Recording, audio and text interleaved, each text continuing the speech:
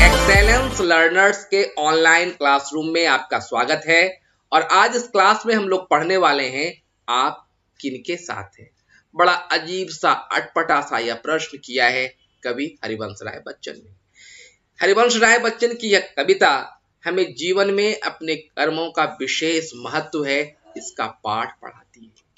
यह बताती है कि यदि मनुष्य साहस, उद्योग और निर्भयता से काम करे, आने वाले चुनौतियों का सामना करे तो सफलता उसके कदमों में चूमती है। सचमुच यह एक उद्बोधन करने वाली कविता है, उद्बोधित करती है हमें।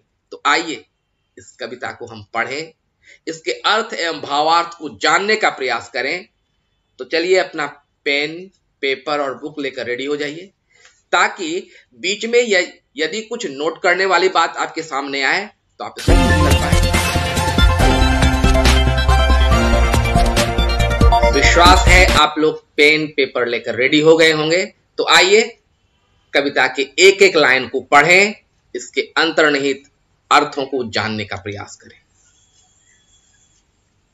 मैं हूं उनके साथ खड़ी जो सीधी रखते अपनी रीढ़, कभी नहीं जो तज सकते हैं अपना न्यायोचित अधिकार, कभी नहीं जो सह सकते हैं शीश नवाकर अत्याचार, एक अकेले हो या उनके साथ खड़ी हो उस भारी भीड़, मैं हूं उनके साथ खड़ी जो सीधी रखते अपनी रीढ़।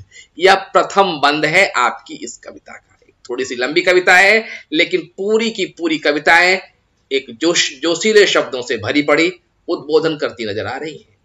कवि कहते हैं मैं उनके साथ हूं जो सीधी रखते अपनी रीढ़। क्या कहने का प्रयास कर रहा है इसमें कवि? कवि कहना चाह रहा है जो आत्मविश्वासी हो, जो स्वावलंबी हो, जिसे अपने पर विश्वास हो, मैं ऐसे व्यक्तियों के साथ हूं। और फिर वे हमसे भी पूछ रहे हैं आप किनके साथ हैं। ऐसे व्यक्ति की क्या विशेषता होती है, आगे की पंक्ति में बता रहे हैं। कभी नहीं जो तज सकते हैं, तज मतलब छोड़ना, जो कभी नहीं छोड़ सकते हैं क्या? अपना न्यायोचित अधिकार। न्याय के द्वारा जो उन्हें अधिकार दिया गया है, अपने अधिकार का वो कभी हनन नहीं करते, अपना अधिकार कभी नहीं छोड़ सकते। शीश नवा कभी नहीं सह सकते हैं शीश नवाकर अत्याचार। बच्चों, अत्याचार को सहना भी अत्याचार को बढ़ावा देना है।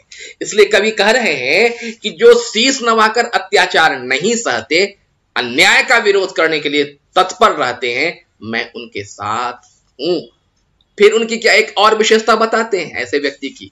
वह व्यक्ति इसकी परवाह बिल्कुल नहीं करते कि वह अकेले हैं या उनके साथ बड़ी फौज खड़ी है। वह कहते हैं एक अकेले हो या उनके साथ खड़ी हो बड़ी भीड़। उन्हें न तो भीड़ की परवाह, न अपने अकेलेपन का गम। अपना बात बड़ी बेबाकी से सामने रखते हैं और सच बोलने पर विश्वास करते हैं। ठीक है, समझ में आ रही है बात? चलिए अगले बंद की ओर हम प्रस्तुत होते हैं।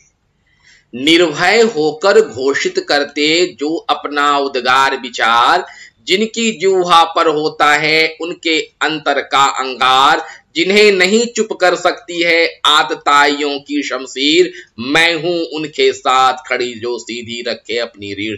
पूरी कविता में कवि ने इस लाइन का अनेकों बार प्रयोग किया है, जो इस बात को उजागर करता है कि कवि अपने बात पर कितने दृढ़ हैं। क्या बोलते हैं?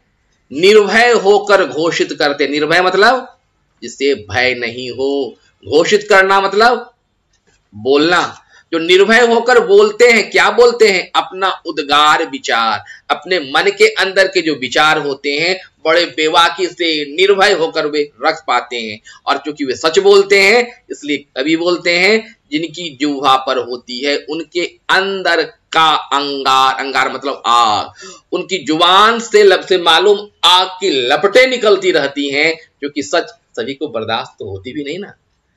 और आगे बताते हैं जिन्हें नहीं चुप कर सकती है आतताइयों की शमशीर। आतताई मतलब आतंकी, दुष्ट, दुर्जन।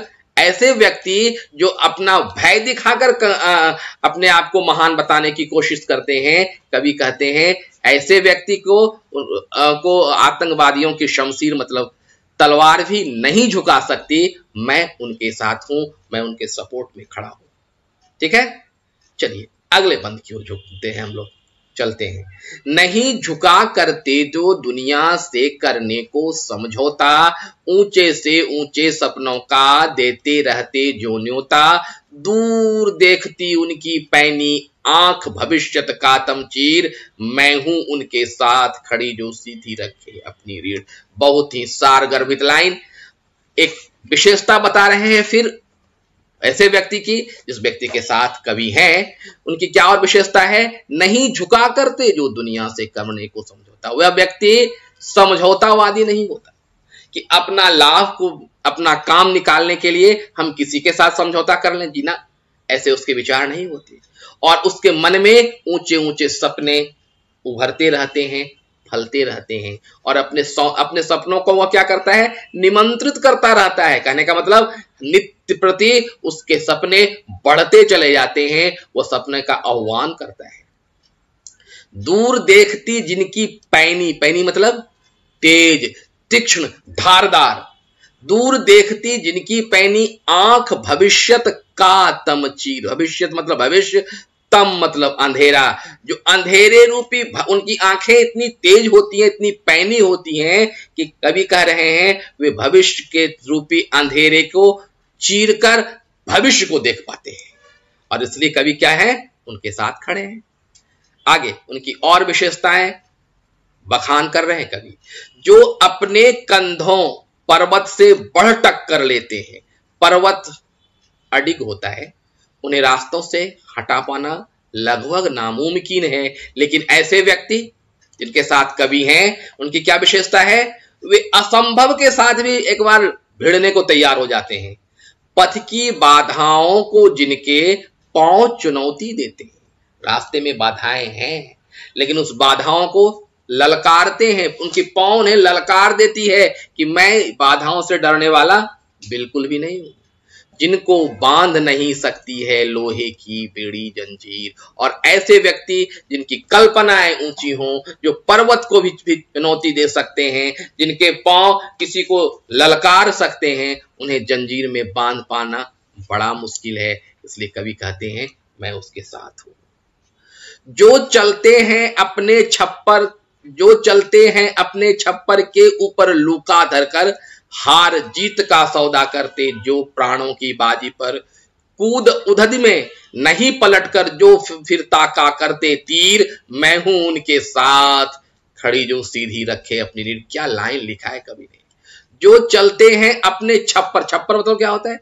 फूस के जो बने हुए घर होते हैं, जो उसके सीलिंग होते हैं, उसे छप्पर कहा जाता है।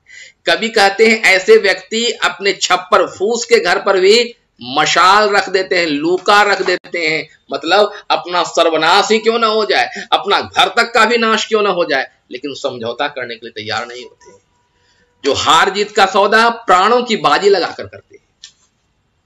कूद उदधि, उदधि मतलब समुद्र, समुद्र में कूदने के बाद वे तीर नहीं देखते, तीर मतलब किनारे की ललक नहीं होती, कूद गया तो कूद गया, है ना।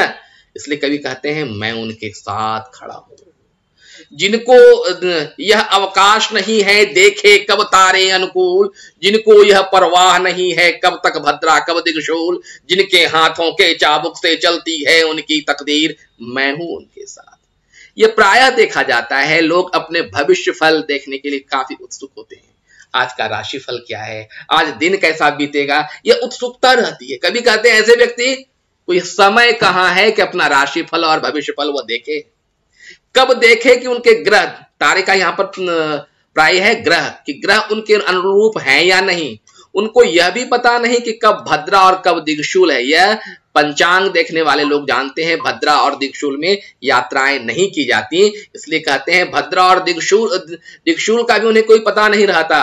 उनका तकदीर, उनकी किस्मत तो उनके हाथ के चाबुक से बनता है। समय को भी जो हाँक देते हैं, समय के ऊपर भी जो चाबुक ला सकते हैं, कभी कहते हैं मैं उनके साथ हूं। अंतिम बंद। तुम हो कौन कहो जो मुझसे सही गलत तो लो जाने, सोच सोच कर पूछ पूछ कर बोलो कब चलता तूफान, सतपथ है वह जिस पर अपनी छाती ताने जाते वीर, मैं हूं उनके साथ। बड़ा सुंदर सा लाइन। तुम हो कौन जो जो मुझसे सही गलत पतलो तो जान।